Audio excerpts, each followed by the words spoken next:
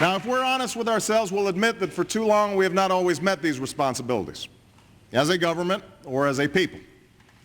I say this not to lay blame or to look backwards, but because it is only by understanding how we arrived at this moment that we'll be able to lift ourselves out of this predicament. The fact is, our economy did not fall into decline overnight, nor did all of our problems begin when the housing market collapsed or the stock market sank. We have known for decades that our survival depends on finding new sources of energy, yet we import more oil today than ever before. The cost of health care eats up more and more of our savings each year, yet we keep delaying reform. Our children will compete for jobs in a global economy that too many of our schools do not prepare them for. And though all of these challenges went unsolved, we still managed to spend more money and pile up more debt, both as individuals and through our government, than ever before. In other words, we have lived through an era where too often short-term gains were prized over long-term prosperity, where we failed to look beyond the next payment, the next quarter, or the next election. The surplus became an excuse to transfer wealth to the wealthy instead of an opportunity to invest in our future. Regulations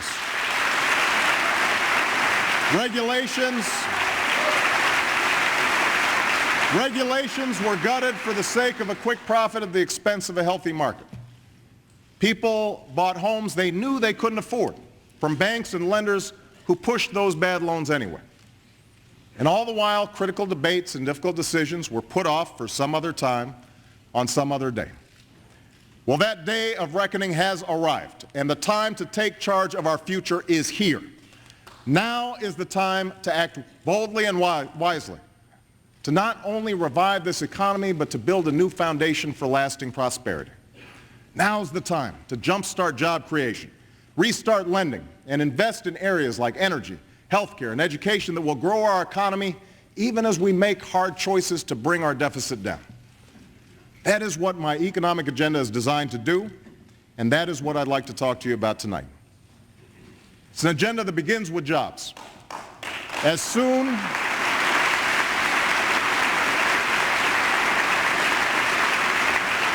as I took office, I asked this Congress to send me a recovery plan by President's Day that would put people back to work and put money in their pockets. Not because I believe in bigger government. I don't. Not because I'm not mindful of the massive debt we've inherited. I am. I called for action because the failure to do so would have cost more jobs and caused more hardship. In fact, a failure to act would have worsened our long-term deficit by assuring weak economic growth for years. And that's why I pushed for quick action.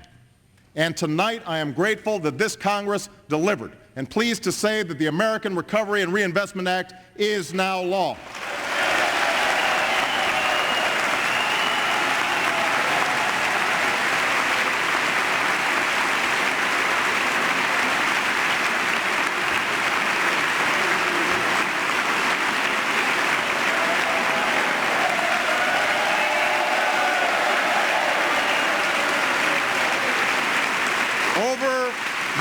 Over the next 2 years, this plan will save or create 3.5 million jobs.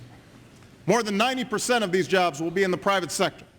Jobs rebuilding our roads and bridges, constructing wind turbines and solar panels, laying broadband, and expanding mass transit. Because of this plan, there are teachers who can now keep their jobs and educate our kids. Healthcare professionals can continue caring for our sick. There are 57 police officers who are still on the streets of Minneapolis tonight because this plan prevented the layoffs their department was about to make.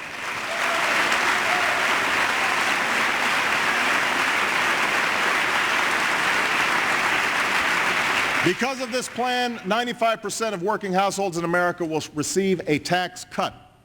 A tax cut that you will see in your paychecks beginning on April 1st. Because of this plan, families who are struggling to pay tuition costs will receive a $2,500 tax credit for all 4 years of college. And Americans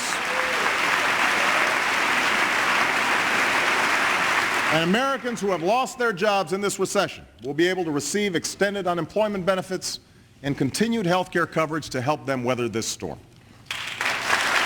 Now, I know there are some in this chamber and watching at home who are skeptical of whether this plan will work. And I understand that skepticism. Here in Washington, we've all seen how quickly good intentions can turn into broken promises and wasteful spending.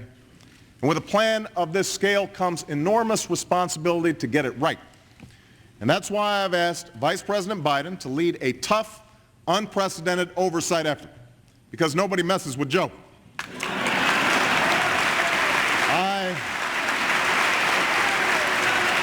Isn't that right? They don't mess with it.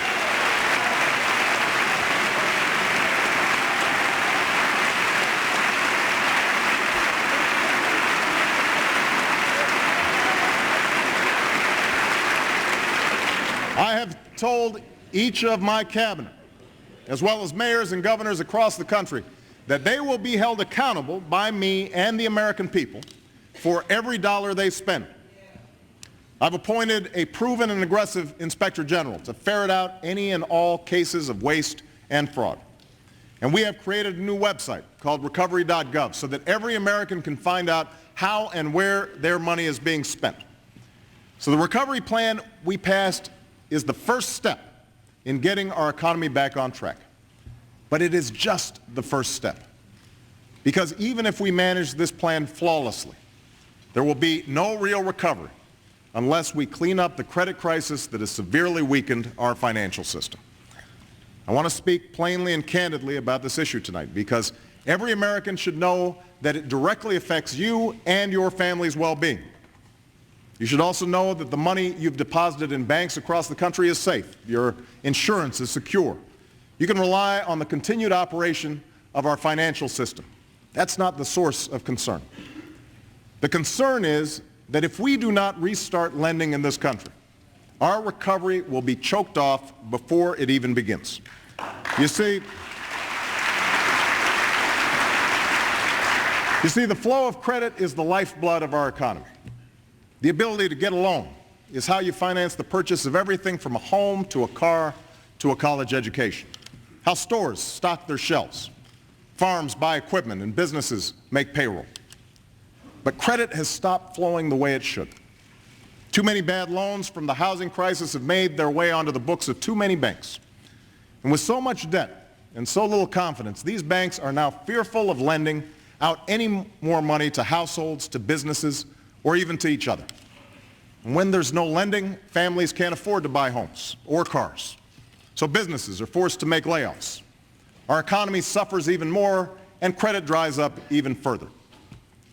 That is why this administration is moving swiftly and aggressively to break this destructive cycle, to restore confidence and restart lending.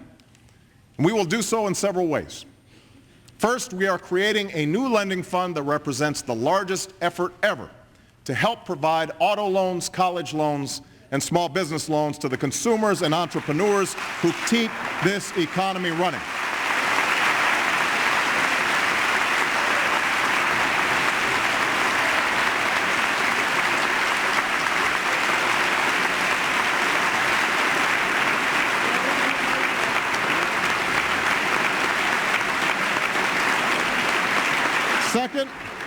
Second, we have launched a housing plan that will help responsible families facing the threat of foreclosure lower their monthly payments and refinance their mortgages. It's a plan that won't help speculators or that neighbor down the street who bought a house he could never hope to afford. But it will help millions of Americans who are struggling with declining home values. Americans who will now be able to take advantage of the lower interest rates that this plan has already helped to bring about. In fact, the average family who refinances today can save nearly $2,000 per year on their mortgage.